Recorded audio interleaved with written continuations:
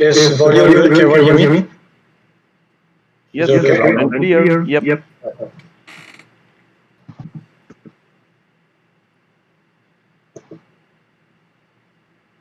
Starting my speech in 3, 2, 1.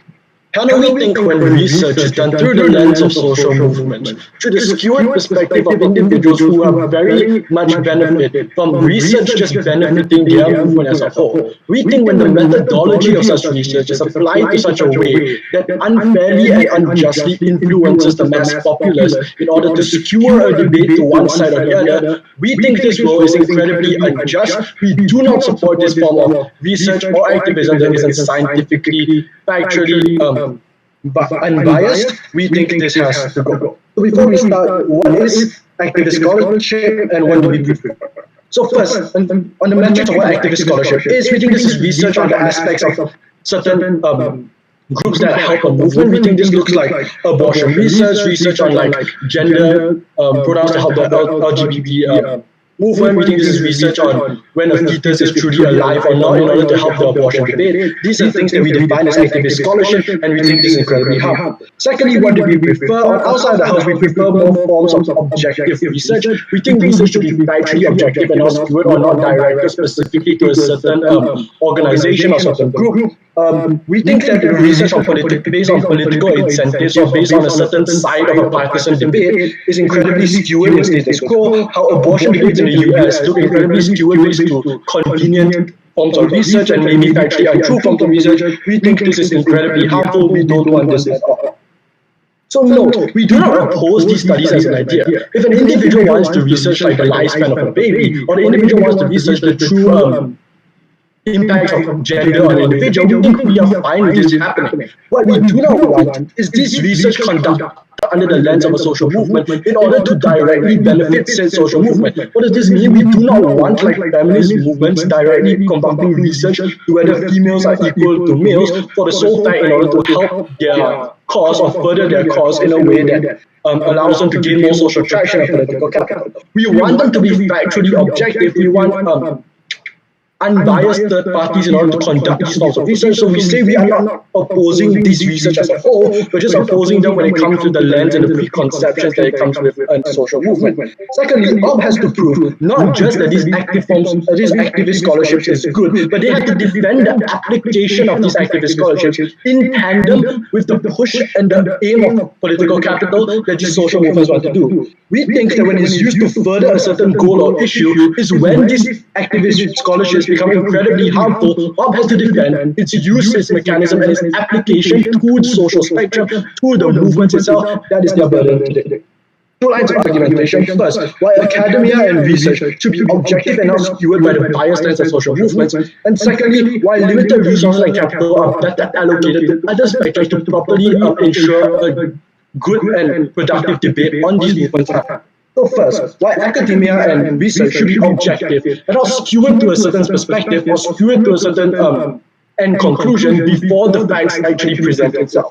First, why information should be disseminated truthfully? Because a lot of these social movements really want for certain bills or certain policies to be passed in legislation. That's why these movements are pushing for such research. That's why these movements are pushing for such political capital. They want certain bills or certain things to be passed in order to garner more rights or garner more privileges for them. They're looking at abortion legalization, they're looking at legalization for gay marriages, they're looking at empowerment for females. These organizations directly impact, they directly want bills in order to further their cause. However, these forms of information, these forms of activist research directly impacts these voter bills. Rational votes can only be cast when factually accurate information is disseminated to the populace in order for them to vote logically and vote reasonably for any form of bill that they want to see in their government. Such activist research just skewers the debate or skewers individual perception to the point that it socially engineers said vote to a certain sense. I'll prove to you why later that activist scholarships can never be objective, but the fact that this research just skewers individuals to vote one way or another without truly considering all forms or all aspects of the facts or all scientific proof, just because this research fundamentally supports one group, because individuals just look at that, therefore they are not able to make proper or rational votes because of said good research. Secondly, while activist scholarship can never be objective, we say whatever research produced by said movements or that's sponsored by said social movements will always benefit the movement, regardless whether it is true or not. This is because if a research appears factually counterproductive to the movement, for example, if the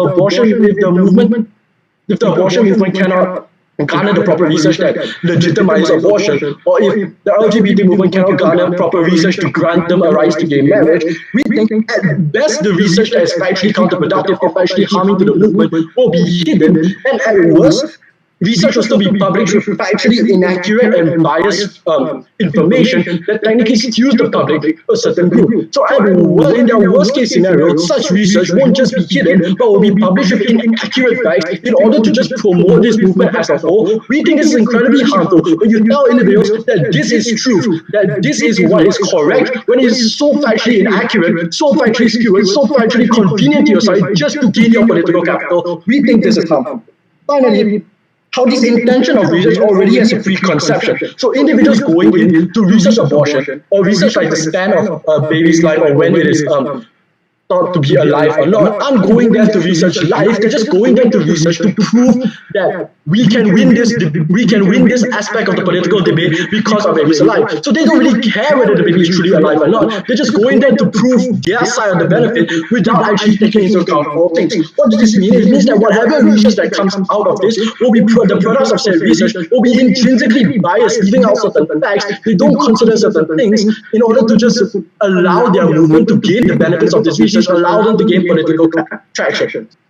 If Op wants objectivism, they will have to publish their findings regardless, and they will lose all their benefits, and they lose the debate. If Op wants to say that they have objectivism as well, and they'll publish their findings regardless, we think they lose all their benefits. They cannot win if they want to defend them. Finally, how it breeds a lack of faith in scientific buy-in and trust with science.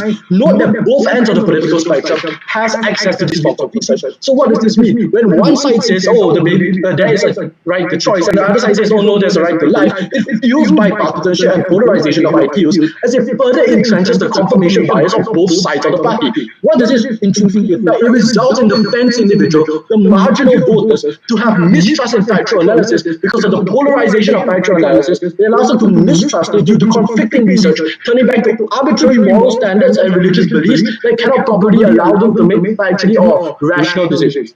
Secondly, how limited resources are better spent elsewhere. First, is scientific research even working? We think these disputes and these arguments about social constructs are basically based on arbitrary metrics. So individuals don't come to these debates based on scientific proof that already exists. However, they are just morally or religiously incentivized to fight a certain fight or fight a certain way because I feel this is right. So scientific research does not tackle the root cause of this belief. However, it just provides additional ammunition and additional fuel for the bipartisan sides of the house to just shoot down each other and shoot down because they hey, look, I have this convenient form of research. This just further entrenches confirmation bias on one side of the debate, giving them just further fuel and further fire instead of promoting proper discourse. In our side of the house, resources are better allocated because we allow for public platforms for the empathetic dissemination of information. It allows for better relation and better engagement, the simplest form of empathy, allows a mother's story to truly be told how we can depend on truth. If there's more of a skill or can claim this method due to the final amount of resources, side-by-side proposition. I would like to request to be careful about your time. So floor goes to leader of opposition here.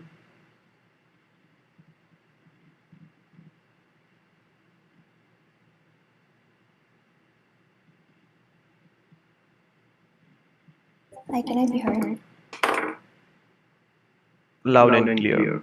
Okay, starting my speech in 3, 2, 1.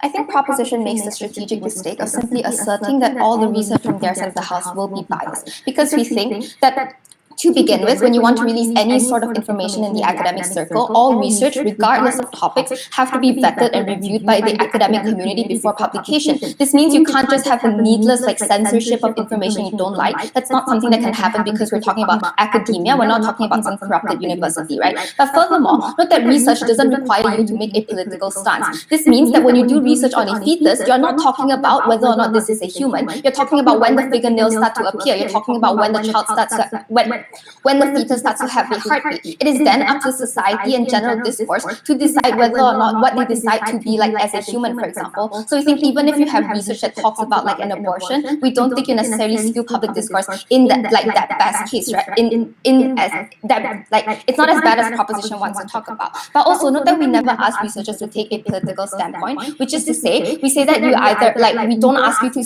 say that Blue Lives Matter or Black Lives Matter. We just ask you to see, look, police brutality is happening. You need to come up with a solution to solve that. That is the alternative opposition. Then we think we would rather like kind of research that actively engages with the problems on the ground, as opposed to being simply a third-party observer. We think it's better for on our side when in general research on the proposition side would be elite and only accessed by those in elite circles. On our side of the house, we get a more accessible research that actually engages with the problem we want to talk about.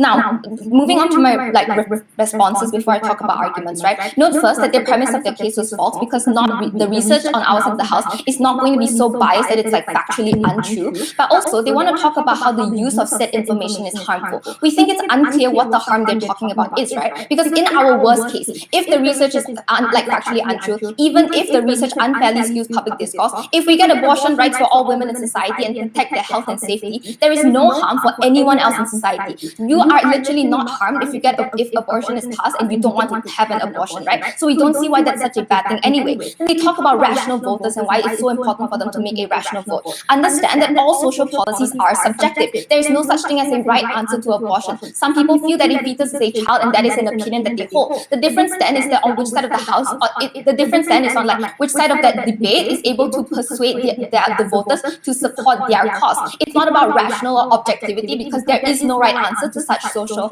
policies. But also note that your opposition to that movement is also not going to like use facts and be like really objective about the way they do. They will do things like using like racist rhetoric, using anger to rile up their voter bases, also creating irrational voters. It is unclear then why you are unable to weaponize that and use that for your movement as well. Then they try and tell you about how like the opposition to the debate on in their world will now be able to use like research as ammunition against the movement. Note that everything that you do is going to have ammunition. If you use empathy on your side of the house, the opposition to the abortion rights movement will also use empathy. That we think then we should use any resources to achieve our means, and we'll talk about in argumentation why our change is going to be a lot better. Lastly, they talk to you about how this research is just going to go straight to the point and about like why that's a bad thing. We think having a preconceived bias before research is not a bad thing. It's simply a hypothesis that all researchers hold. The point of any experiment and research is to prove an endpoint, and we don't see a harm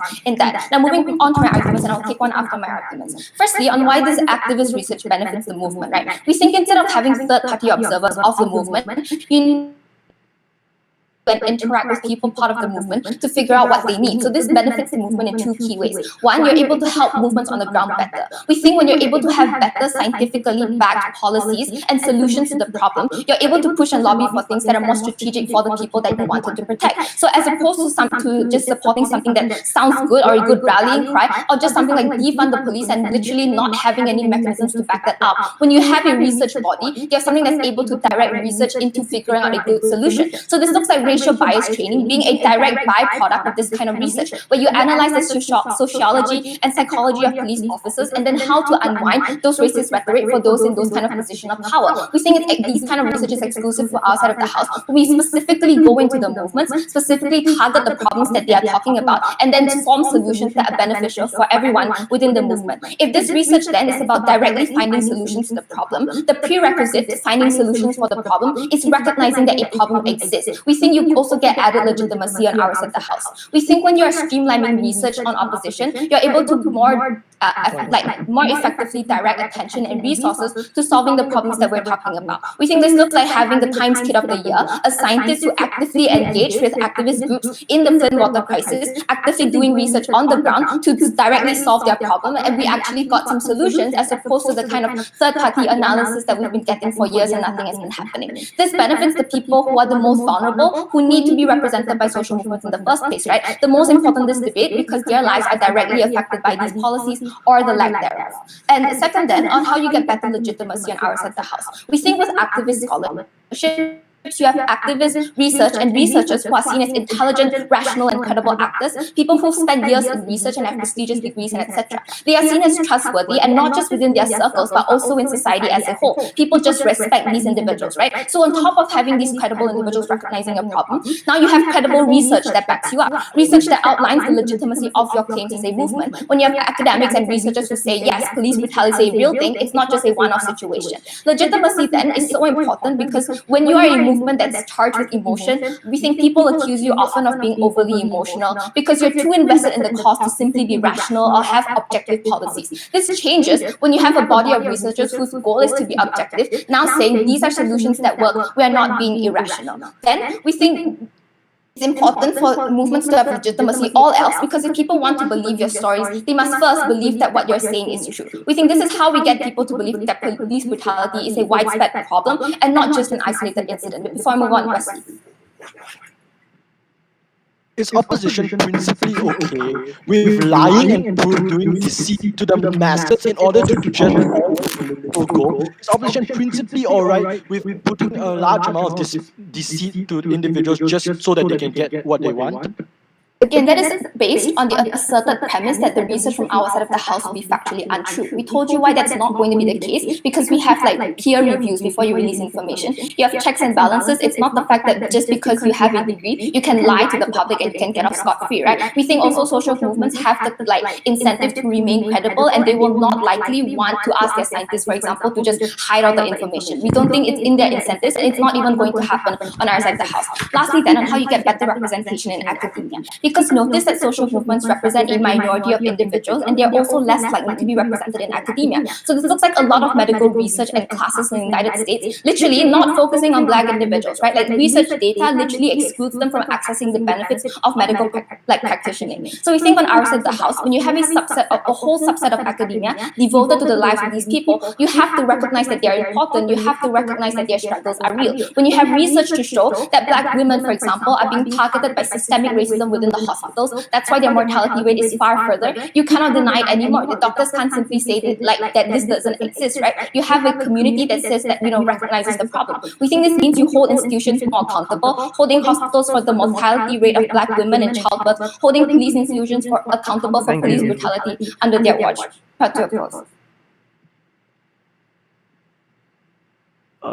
So floor goes to the PM. Here. I'm just checking if I'm audible. Yep. Okay. Starting my speech in 3, 2, 1. The reason why gay people cannot legally get married in certain countries, why women continue to face workplace discrimination, and why a lot of people have the misconception on how Black people are much more violent in nature is not because there is any scientific evidence that proves that they are, but neither is it because that there isn't any scientific evidence that disproves such theories, because we think that the reason why a lot of problems that social movements and minorities in general face is because of the conceptions that translate into the harms that they face. They stem not from scientific backings, but the moral compasses that are ingrained within society. Understand that in proposition, we do not inherently oppose the principle of allowing minorities to conduct researches, but rather we think that such researches that should be published should be conducted by individuals who come from a neutral third-party observer and through the lens of such third-party observers. Because we think that when perspectives are considered from both sides of the house, examples or experiments and samples are extracted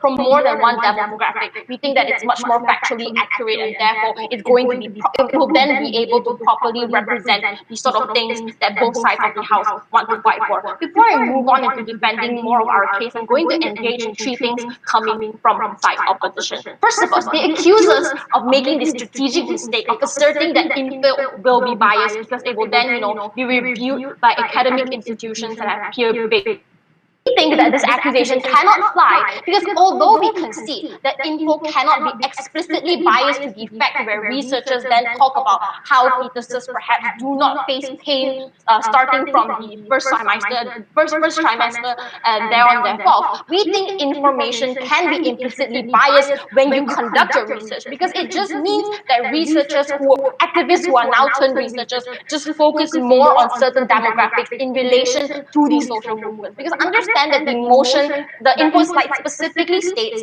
that activist scholarships are conducting researches in accordance to social movements. That is to say that they set out with the main objective and the main goal to prove objectives and prove certain conceptions that are harbored by these social movements in the first place. So that doesn't mean that maybe they will explicitly state in the article, in the research itself that they are against certain theories, but this just means that they won't make as much effort to make enough comparisons, or perhaps they won't then extract samples and experiments from the other side of the house. But we think then the opposition then doesn't engage on the most important harm that Wesley talked to you about. Why then, if info is biased, it will be extremely harmful because they only chose to engage in the most convenient scenario in which information will not be biased, right? This is where they lose out. Because understand that the harm of this means that diametrically opposed movements can also pour in the same amount of funding to back their own conservative causes through such researchers, right? We think that although it does not require you to make a political stance within that research itself, we think that the very publication of such researchers and such experimentations and such theories can then be used by leaders of those movements, whether it be conservative or whether it be progressive, or be used by conservative politicians against liberal politicians and vice versa. We think that is the major harm coming from this thing that they do not then engage in. I'll engage with you later on. The second thing that they talk about is then that in order to then fix the problems that are faced by minorities, there has to be a prerequisite in finding the solutions to the problem, and they claim that you can only find the prerequisite to the problems of social movements through scientific backing. We think then there is an extreme problem solution mismatch, right? Because we've already explained to you why most of the problems that minorities face on a daily basis come from the fact that the moral compass of society that they grew up in was already skewed. We think this looks like how certain people grow up in religious communities and are only then exposed to a certain form of indoctrination, how they only rely on certain religious texts and grow up within it, right? We think then that your sort of research does not then increase the legitimacy of the movement, because this sort of research will then not be able to be reached throughout the people who are already not. Because understand that if we go into the premise of what opposition tries to suggest, that such research is going to then increase the backing of the movement, we think that you're unable to get the form of legitimacy when your research is only in the service of movements, right? Because your research will then only continue to buy in people who are already your allies, right? You are not going to be able to sway people who are moderate or people who are opposing your movement, because they know that the sort of research and funding that is being poured into the research is going to be in favor of those social movements. They know that the activists who are researchers who are conducting these researches in the first place are already doing so in favor of the movement, right? Which is why this does not then increase the legitimacy of the movement. But yeah, before I move on, yeah, you had a few. So if our research is so dysfunctional because you only buy the trust of the allies that you already have, so do you oppose research in all terms? No, I think you have to be clear. We already made it clear from the first speech and the second speech on how we're not inherently opposed to such researchers. We just suggest that such research should be conducted from neutral third-party observers, which do not go into doing such research with already set biases and already set preconceptions towards certain things, right? Because then the third thing coming from opposition is that they claim that then social movements are able to garner more representation. The question then boils down to which way is the best way to garner tangible change for social movements. movements. Understand that in opposition, they cannot then claim that they want to pour in mass amounts of funding into researchers and then also want to host protests and host campaigns in order to support like people protesting on the streets and like garnering more empathy, right? They cannot get both, because understand that the sort of resources that you have on both sides of the house are finite. That is to say that if opposition wants to support like having mass amounts of funding into research, then we think that the sort of protest that they get on their side of the house is at best extremely marginal and does not have any impact at all. So they have to pick one. On our side of the house, we think that the best way to garner the sort of tangible change for social movements and garner the sort of attention is not through pouring money into like funding for such social movements. We think the best way is to have such public platforms on the large platforms that are much more relatable, right? Because understand that people on like just generally people on the ground do not feel as much empathy for minorities from scientific research, right? We think that nobody really pays much attention to the thousands of numbers or calculations you see on 200 pages of research that prove something, right? We think that the way that social movements should then target and change and shift their focus into garnering and in order to like pass more legislation and increase political capital for change is when they're able to then pour these sort of funding into like having greater amounts of interactions with people who are not your allies, right? This looks like perhaps leaders of the movement encouraging their allies to then have protests on the streets, having campaigns, having like talk shows, having like public figures coming out and telling their stories, challenging misconceptions head on, or like paying the media to have more coverage of their parades and their protests, right? We think that all of these things are much more likely to lead toward valuable discourse and further understanding, because we think that it is these sort of like personal stories that garner the most sympathy from people who are not already your allies, instead of like scientific research that is not going to do much help into garnering the sort of change that you want. For all of these reasons, because we are the only team that proves to do the sort of change that we're able to get, we are extremely proud to propose. All right, so floor goes to the yellow. Here. Am I clear? Loud and clear. Alright, cool. Alright, starting my speech. Okay.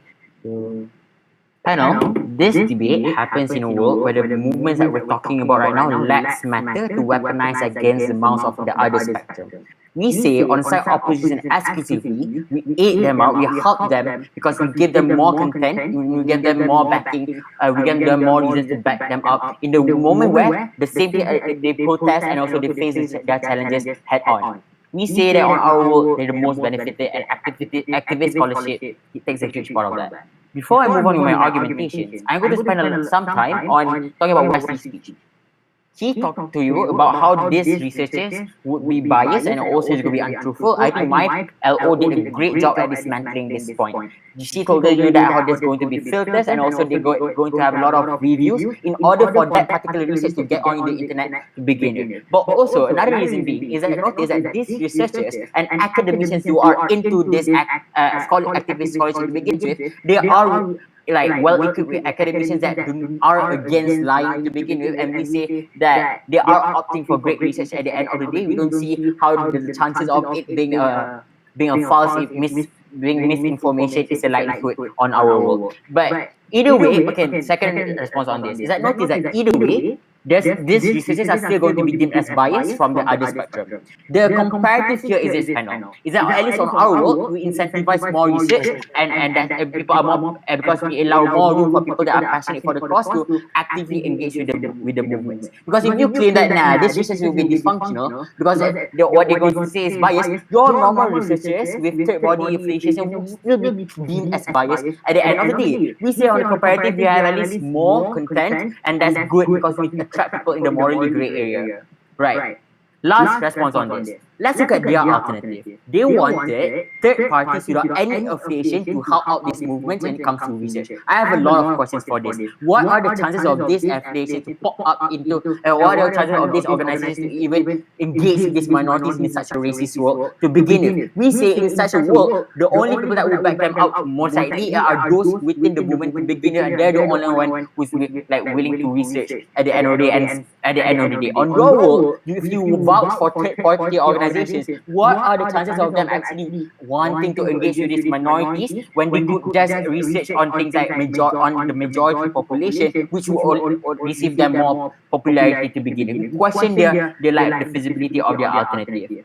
But also, we say most of our, comparatively, we have more bodies on our world and we actually protect the movements at the end of the day better, because if you depend on your third body organizations that has low chances of actually helping out these minorities to begin with, even on a scale, you have your benevolent third party organizations, on a scale, you have more people backing the movement on-site opposition exclusively because we have that scholarship to begin with. That's about Elise's speech. Yeah, sure, Wesley.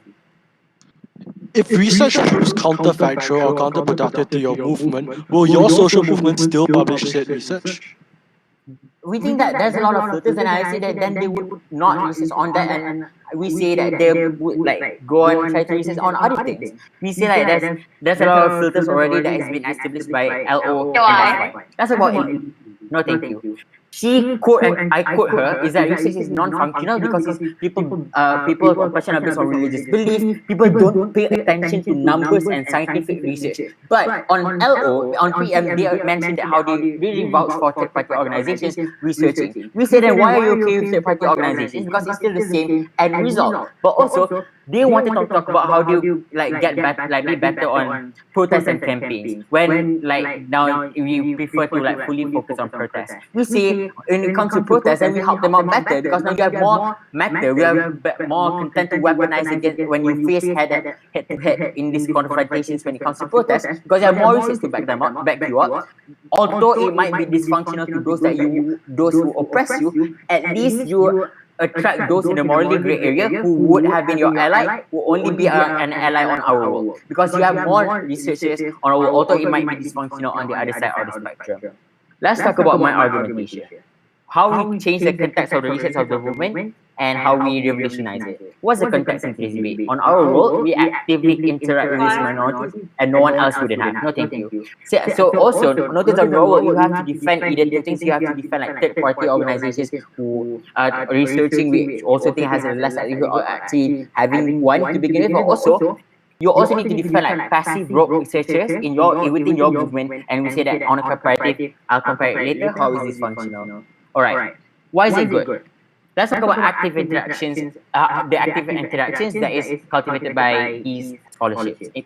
Active interactions revolutionize all the reasons that's been for these movements. For a long time, people have been passively interacting and being afraid to be affiliated because they are afraid to be affiliated with the whole movement to begin with. We say this scholarship actually incentivizes people to actually stand out for the cause that they have been actually wanting to fight for, and they have they have a proper organization and they have a home to begin with. We say on a comparative role, when you have rogue researchers who aren't able to like be affiliated with any part of a body, we say that that's when your research are less likely to be accurate because you passively interact with them, and also like you don't really have a proper team of organized academia to actually work with you. We say that we have better research, and that's much more accurate and better in our world. And also, if you think about it, that on our world, when you have your majority academicians on our world come up and act how our minorities in cases where it's going to happen on our world, let's imagine like previous academicians on our world helping each other out. We see on our world is going to be much more better because now you have your proper body, and we say it's only exclusive on our world instead of them going rogue on your world. Let's talk about how you better efficiency for this movement. We get more academicians on board exclusively on site opposition. Why so? 3 reasons. Number one, since the end result is much more better and accurate because you actively interact, but also academicians prefer well-organized bodies compared to working independently. And another reason is that academicians also prefer to work actively since it's more engaging and is their passion. On your world, you have to defend the likelihood of them affiliating with a non-existent body, and we question their likelihood of popping up. But also, if they want to interact with these movements, then they have to work alone to question their efficiency. The comparative on this is this. On a scale, you get less academicians on your world because your results aren't published well because you don't have like your privileged academicians like preaching it out. But also, even if so, the results aren't that accurate. Your tech bodies on a scale are likely to be established. Why is this such a huge important issue on today's debate? Academicians are most likely going to be composed of those from the majority, and they are well equipped and have outlets and have outlets and have more influence. We say that on our world, when we attract these academicians to hop on the board, hop on board, we see that now they can talk about it more on the global sphere because they have generally have more connections. On your world, you're dependent on like road researchers within your movement, which has less connections and there's less likely to provide a signaling effect. The reason why we're going to have a unique signaling effect on our world is when there's academicians on our world that are from the majority. At least it gives a signaling effect to actually for those average citizens to actually hop onto as well. Because if smart people can do it, then why shouldn't I? We say on our world we exclusively help these movements who wants to fight for equality. Thank you.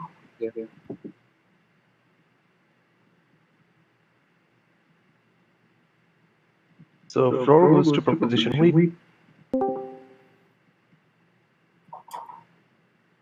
Hi, can you clearly hear me? Yes. Okay, great.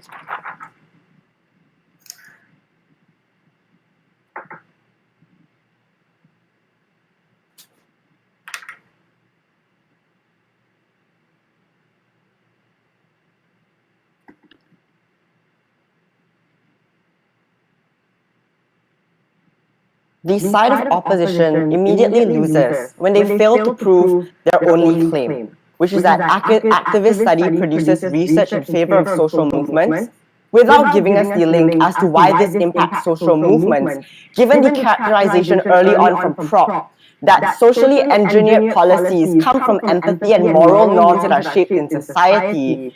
And individuals on both spectrums do not listen to science because they are diametrically opposed research funded by things like pro-life activists and pro-choice activists that don't have a consensus whether or not individuals actually make decisions based on scientific research, whether or not people listen. That was their burden to prove to us today. They didn't have burden to just prove that activist studies were good in its concept. They had to prove that in application it helps movements and does not make it worse. Something that we do on our side, but I'll reiterate in major issues with rebuttals that are integrated. On the first, they have to concede that all your research is in service of a movement, and therefore all the POIs and claims you had towards them, saying whether or not you would pose research that is opposing to your claims or hypothesis. If you have research that proves that fetal development starts immediately at conception for a pro-choice movement, if you're researching in service of the feminist movement for bodily autonomy, this is research that you will not publish. This is research that you would hide. Because if you were truly objective, you would publish it, but then it comes at the expense of your movement. So truly, are you an active scholarship or not? Sort of opposition needed a defense to this. They need to be principally consistent. The third speaker can come up here and bring it back.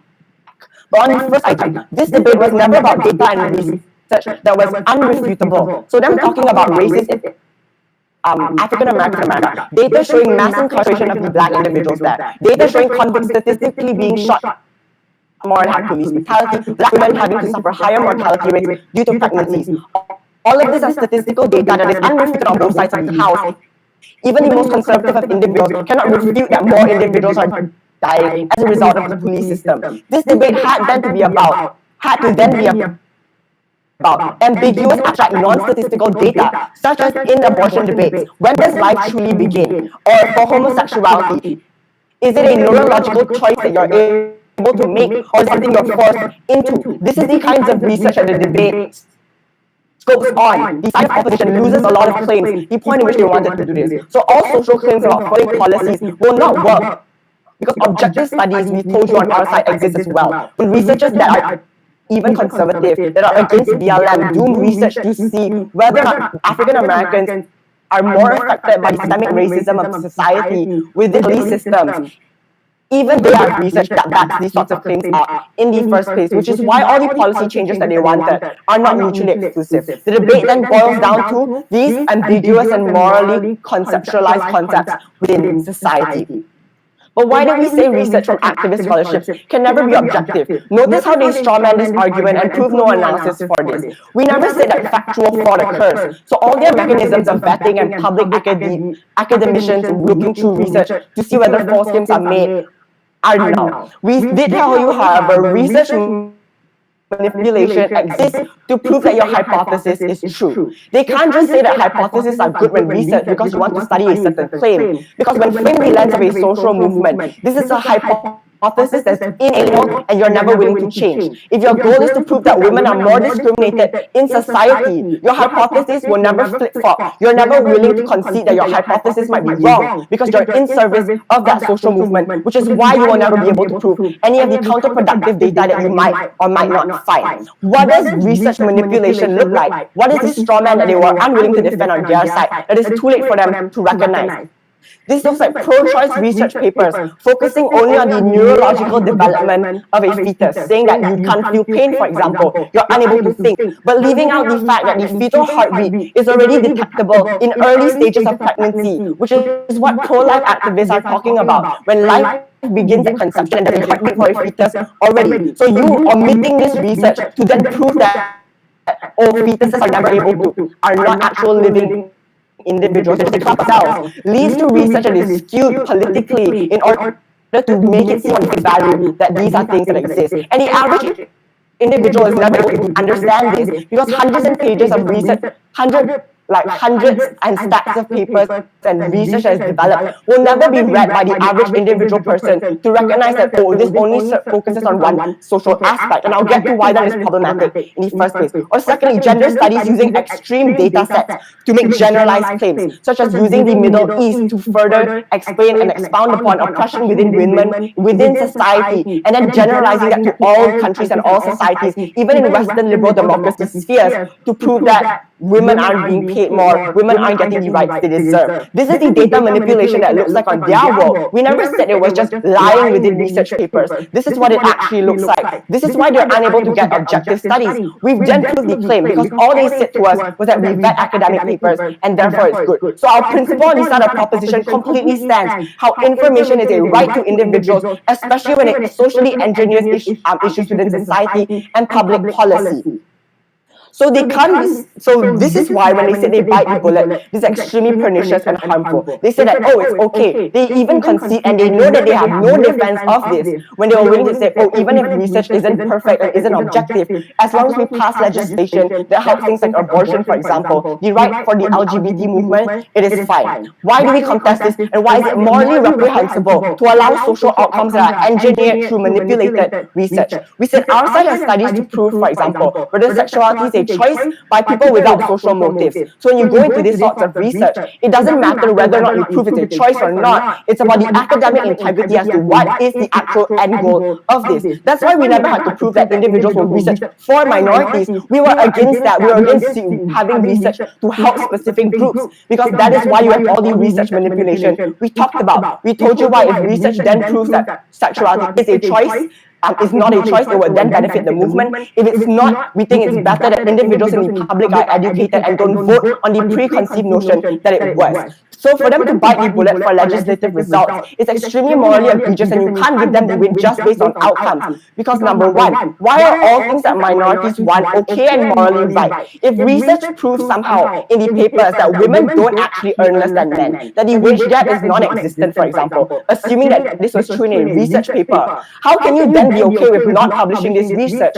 How can you then be okay with manipulating data to make it seem like they are more oppressed in order to further laws that give them more privileges in society when they are already granted it in the first place? This is the logical extrapolation from that. They want a society built on lies, and this works both ways, not only for your minorities, but for individuals on the flip side. But we tell you they never even won legislation. This is the moral defense from our side that they never wanted to contend with. We told you how all social outcomes currently that they want to fight against are through moral norms that have been done through patriarchal societies, religious societies that perpetuated these sorts of norms. That's why empathy needs to be focused within society. And this is a skill. So they can't run both on their side as well. Because if you want a lot of extensive research, you have to concede some sort of political capital for these sorts of things. Capitalizing on political empathy, it's far easier for someone to realize that my outcomes and policies destroy the lives and disallow you from living as opposed to statistical data. Side with proposition. Opposition whip here.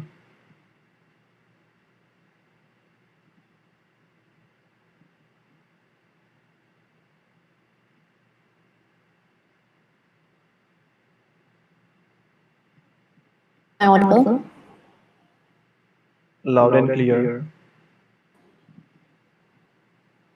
Ladies and gentlemen, in this debate, Team Proposition had to prove why the harms of research was so sufficient that they would go to the point to deny social movement the ability to help people on the ground, that they would go to the point where sacrificing solutions for these people are legitimate, and they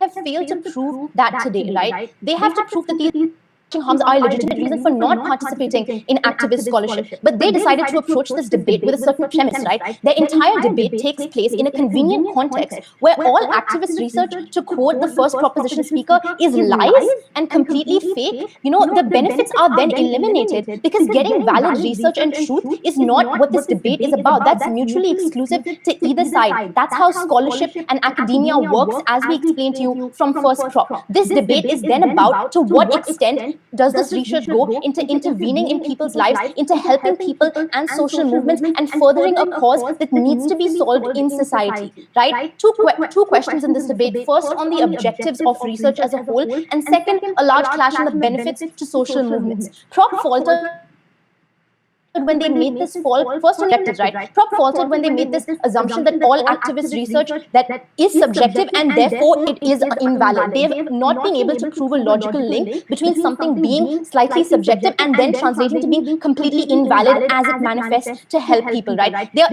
unable to differentiate between research being false and then research serving a certain cause, because those are two different things. We told you that research serves to benefit society as a whole. So if you make an observation as a graduate student that there is a social problem, say racial inequality, an attempt to solve this problem, that's called a research focus or a thesis. And you have to prove this. That's your job as an academic. Based on this, you conduct research and find solutions, right? By saying this is subjective, by logical extension, they have to prove why exactly they believe that feminist movements are false in wanting equality for both sexes. This is why we say that, because unless you can prove that the starting thesis of this research is fundamentally unjust or false, you cannot then prove that the research as a whole is bad, because this research would obviously reach a logical conclusion through steps. It would be reviewed by academia, it would be peer reviewed, it would be published in a journal of certain credibility, right? So the research as a whole then is not a question in this debate. A lot of academic research that does have a thesis that is biased, but the purpose of that research is to prove this bias, and this exists in both our worlds. That's why you have research, because it's always inclined to a certain opinion or another. So it takes place on both sides of the house. It then becomes about the participatory effect of this research. They then say that this research is keyword, which is just a fancy word for the privileged elite to use, who they are, by the way, defending throughout this debate, no thank you, to say that if research takes any kind of stance that doesn't help them or is not like completely passive and uninvolved, that's the research that they prefer. Our research is solution-based. We literally explain to you why this helps a large subset of society, who these social the most vulnerable, right? In their counterfactual, they have to prove the harms of activist scholarships, but then prove why these people are not worth working for, and why strictly academic, passive, cold research that they talk about is necessarily better for society, and they failed on that count. On the second question of benefits to social movements, second prop talks about how all the bad in society comes from moral compasses and prejudices. This is not true. What they do over here, critically, is legitimize harmful views by saying that this is about ingrained, irrational, emotional beliefs that can never be changed in society. What kind of a completely pessimistic view and, skeptical view is that to take when we're looking to find solutions for these people? This is also fundamentally wrong, because it's about the facts you hold to be true. For example, right, a lot of misogynists and people who abuse their workplace rights genuinely believe that women are biologically meant to live domestically and their only function is reproduction, right? But this is anthropologically untrue. What we have is research that first establishes this through societies, like examples of societies, women taking on roles, and then also produces things like workplace-based solutions and policies that ensure that women are paid and regarded as equals in the workplace. We think the fact that this is backed by academic research will change people's misconceptions. If they are emotionally inclined by something, we think rational evidence provided to you in the workplace triumphs. We also explain to you why these solutions are more likely to even be intercepted and interpreted in the first place, because a person who is like misogynist will not go online and look for research disproving his claims. But when he is presented with certain like solutions that he needs to implement in the workplace, he has no choice but to accept what is backed by research, right? They talk about how policy change comes from empathy. How can you feel empathy unless you have truth in the first place and fact? And how can you act efficiently on that empathy to help people if you aren't provided with well-established, researched interventionist suggestions and solutions? And they say, you know, they already have objective research. The point, as I just explained to you, is that this research is not often accessible or like, you know, used by civil society. The point is that this research doesn't translate into any change. In that case, you know, they talk about diametrically opposed research, and you talk about, I don't know why the third speaker spent 2 whole minutes talking about fetuses, but when you have anti-abortion groups providing research about heartbeats, right, on our side, you then have feminist groups and, you know, researchers who are working with these movements, spending time with young mothers affected by abortions, talking about very literal harms they face on the ground because of these choices, giving this evidence and then providing solutions to legislators working to protect these young mothers, working to, like, you know, enable abortion in society and talk about how abortion is legitimate. So this is not diametrically opposed research. This is about the research that helps the most people. This is about the research that is productive to society, right? And they never prove this. They give the example of conservatives. Conservatives, first of all, do not like, and those aren't social movements, those are political, those are characterized by people who are willing to help groups that suffer inequality on the ground. Next one is clash of finite resources, right? We never first established that this research was, they never established that this research was funded by social movements, and they did not characterize engagement as this. But let's assume this happens, right? Let's assume this research is funded by movements. We think that movements are more likely to prioritize this because, as Nuan told you, it helps them on a larger scale, right? The Black Lives Matter movement cares about research, about diversity training and outreach and technological solutions to community problems because you're directly helping people. Second prop then went on to say, wait, no one cares, that's why this research won't be important. We in fact think that there will be more funding. We see the fact that think tanks which function, it's past time, sorry, the think tanks that function to provide market-based solutions for minorities are often funded by private movements and social movements because we see that this research has tangible effects. We see that a lot of people who are skeptical about research being written by old men in universities, it being privileged and it being like untrue, but when they see it could make a difference, when they see that this research are engaging with people on the ground, they are more incentivized to contribute to the funding and this movement, right? They talk about people not accepting the research because it's biased. First, it's always true that you have people who will deny the fact of evolution, for example, because it clashes with their beliefs. All kinds of research on both sides of the house alienates a small minority. The difference is because our research helps people, they can't deny its use or purpose because you can't protest something being socially beneficial.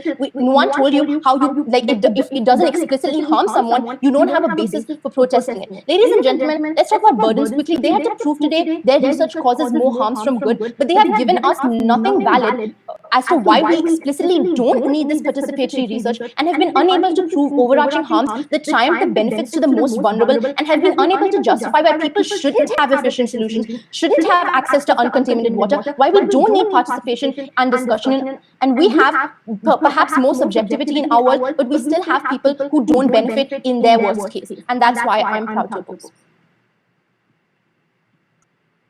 Thank you. So, reply speech firstly from opposition bench. Can I be heard? Yes, loud and clear. Starting my speech in 3, 2, 1. Every argument for proposition today was contingent on the premise of false information. Their burden was to defend that premise, but we think at the end of this debate that premise has fallen. Why is that the case? 3 things. We told you throughout our speeches that vastly mitigate their premise. We think, 1, there's simply no incentive. We think they're unlikely to lie because they need the credibility. We think what is likely to happen is that, I'll talk more about that in my second issue, but we think on the second layer, we think that there are checks and balances in status quo, right? We talked to you about how you have to have vetted information. There's an academia community that holds you accountable, which means you can't simply go off and publish research without proper fact-checking. But thirdly, note that this debate is not just about factually true information. This debate is also about solution and researching for solutions that could be beneficial for the movement. This debate is also about having the incentive to get solutions that actually help the people on the ground. And we think on that grounds we're able to win this debate as well. But furthermore, we think that the third proposition then tries to talk about the fact on how this debate is about the morally grey areas, which are not about factually true or not. We think, note then, that there is no characterization about what these morally grey areas look like, given that the premise from first was that morally grey areas will be decided by society. No research paper will conclude that therefore at this time, therefore a fetus is a child. We think it's more likely that the public will decide for themselves if they want heartbeat to be considered into the factors of whether or not this is a human being, whether or not fingernails are the time where you consider a fetus to be a child. We think then research papers don't do that big in influencing public discourse then.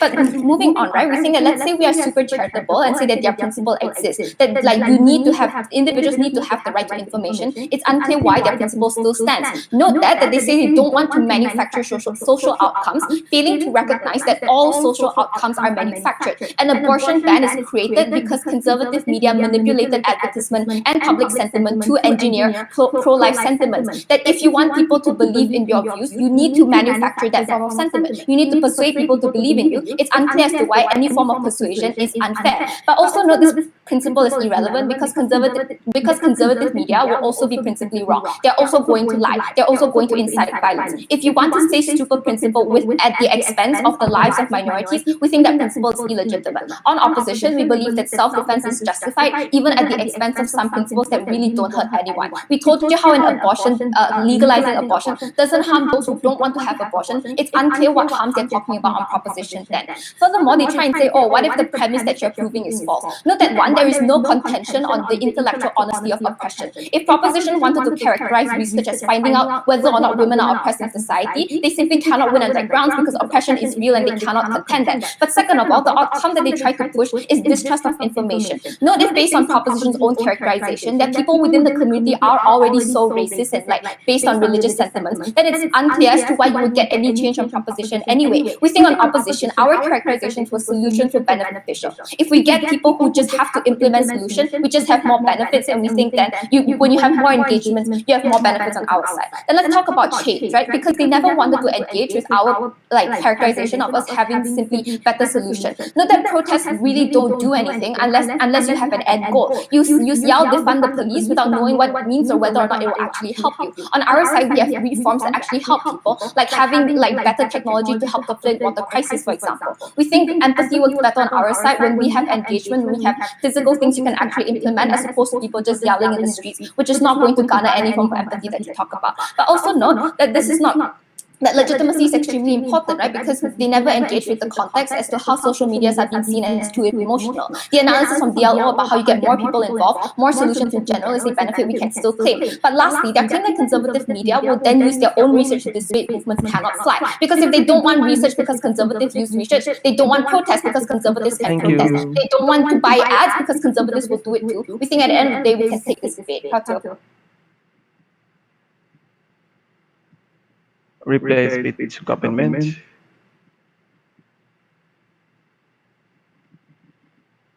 Hi, am I audible? Loud and clear. Okay. Starting in 3, 2, 1. Side opposition lost this debate when they made the strategic mistake of trying to defend different things down the house. Understand that the first and second opposition talks about how the research that they're going to have is not going to be biased, and then third opposition comes in and talk about how it's all right when research is then biased and why it's all right to then socially manufacture the way people think through misleading researchers. I'm going to summarize this entire two clashes into parts of my speech. Number one, we said from side proposition that it is alright if people do engage in things such as gender studies. We think that it's extremely alright. But what we think is that the sort of solutions that we're going to then able to research to help movement is also something that we're always also going to get on our side of the house. But understand that the clear distinguishing factor within our side is that we do not want to manipulate the sort of outcomes that we get from researchers. Because understand that the whole conflicting research on how it's going to then wrote the integrity of science as something that was not engaged from side opposition, because we think that because of the fact that no one actually is able to come to conclusions for separating forms of conflicting researchers,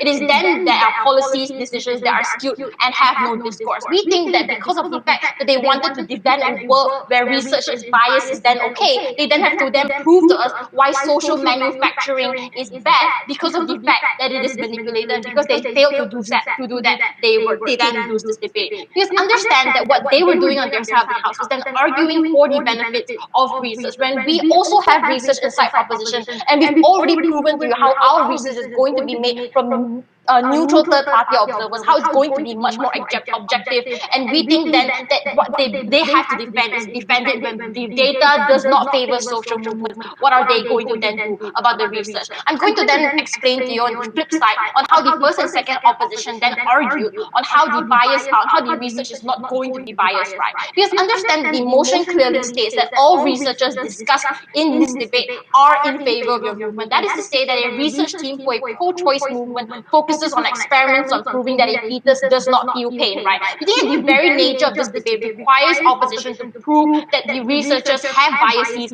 and then they have to then prove why it's all right to then allow biased research to then manipulate the way people think on the grounds, right? We think that the very reason why your researcher goes into having such experiments and conducting and extracting sample sizes with a concept is not as simple as having a hypothesis as they talk about, that you will then fluctuate when you find opposing researchers, right? Because understand that these researchers are then in service of the movement, right? That is to say that they cannot then claim that their studies will not be biased, and because understand that the sort of studies that they have are not a source of legitimate backing, when this means that the sort of research that is conducted is always going to prove the sort of theories and concepts that the social movements already harbor, right? Understand that because of the fact that opposition runs away from the burden that is required of them, they cannot win. Because of the fact that they're unable to prove the burden that I just mentioned, all the claims on how the research will then prove legitimacy cannot stand, because it is not legitimate when your sort of research is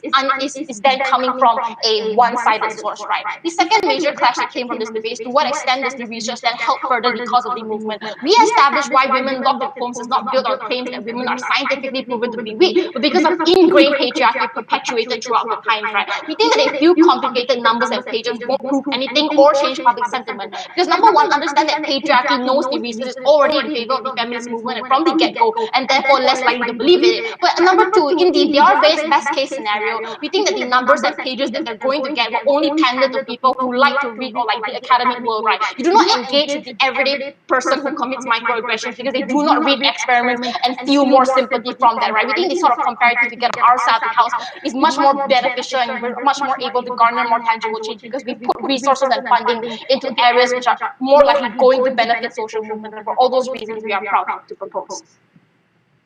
Thank you, all of you, for this debate. I will take 5 to 10 minutes and then I will give the oral adjudication. Thank you.